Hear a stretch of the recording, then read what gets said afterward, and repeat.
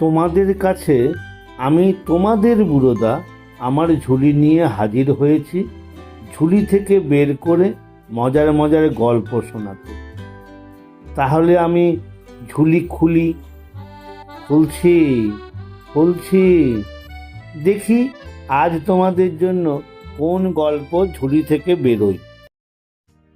আজ আমার ঝুলি খুলে যে বইটি আমার হাতে এলো সেটি হলো স্বামী বিশ্বাশ্রয়ানন্দের লেখা শিশুদের মা সারদা দেবী। বালিকার স্বামী সেবা। শ্রীরামকৃষ্ণ যে সারদা দেবীকে অনেক গয়না গড়িয়ে দিয়েছিলেন তার অন্য কারণও ছিল। শ্রীরামকৃষ্ণ বলতেন, ও সারদা সরস্বতী, ও সাজতে ভালোবাসে।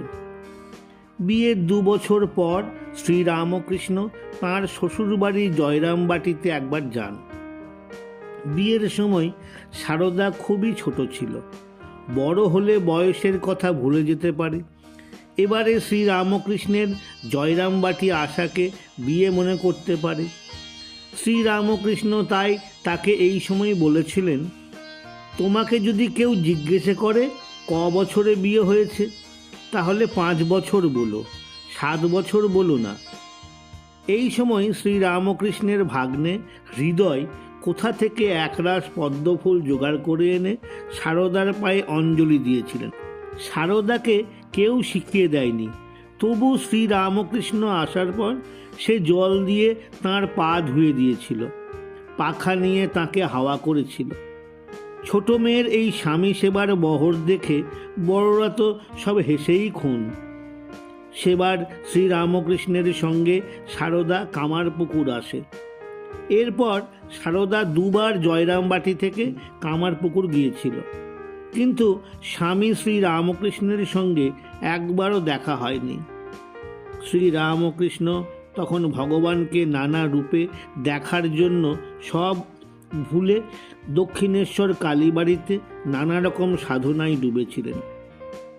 হিন্দুদের বৈষ্ণব মতের, শাক্ত মতের যত রকম সাধনা আছে সব করেছিলেন। সন্ন্যাসী হয়ে অদ্বৈত মতের সাধনাও, এমনকি মুসলমান মতের সাধনাও করেছিলেন। ভৈরবী ব্রাহ্মণী, তোতাপুরী, গোবিন্দ প্রভৃতি গুরুগণ এসে তাকে এইসব সাধনা করিয়েছিলেন। সব সাধনাতেই তিনি একই ভগবানকে বিভিন্ন রূপে দেখেছিলেন। মায়ের অষ্টসখী। এখন থেকে আমরা সারদা দেবীকে শ্রী শ্রী মা বা শুধু মা বলবো। সারদা দেবী, মা সারদা, শ্রী শ্রী মা সারদা প্রভৃতিও বলবো। আগেই বলেছি, শ্রী শ্রী মা সারদা জগন্মাতা মানুষ হয়ে এসেছিলেন। সংসারে থেকে কিভাবে ভগবান লাভ করতে হয় তাই শেখাবার জন্য এসেছিলেন। এ কথা তিনি ছেলেবেলা থেকেই জানতেন। তোমাদের বলেছি, ছোট্টটি যখন তিনি, তখন দেখতেন তারই সমবয়সী একটি মেয়ে কোথা থেকে এসে সব সময় কাছে কাছে থাকত, কাজে সাহায্য করত, আমোদ আহ্লাদ করত। 13 বছর বয়সে কামারপুকুরে থাকার সময়ও ওই রকম একটি ঘটনার কথা মা বলেছেন।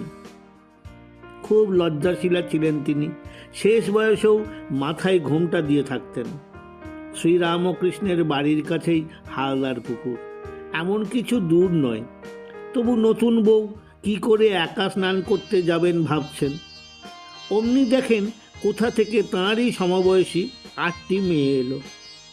সখীর মতো তারা মাকে সঙ্গে করে চান করাতে নিয়ে গেল, তার সঙ্গে চান করলো, তারপর তাকে বাড়ি পৌঁছে দিয়ে আবার কোথায় চলে গেল। প্রতিদিন এমনি হতো। অবশ্য মা ছাড়া আর কেউ তাদের দেখতে পেত না। স্বামীজি মা সারদা দেবীকে জ্যান্ত দুর্গা বলেছেন। মা দুর্গার পুজোর সময় যে মন্ত্র পড়ে তাঁর ধ্যান করতে হয় তাতে আছে, জগজ্জননী দুর্গার সঙ্গে সব সময় 8 জন শক্তিমতী দেবী, 8 জন সখী রয়েছেন।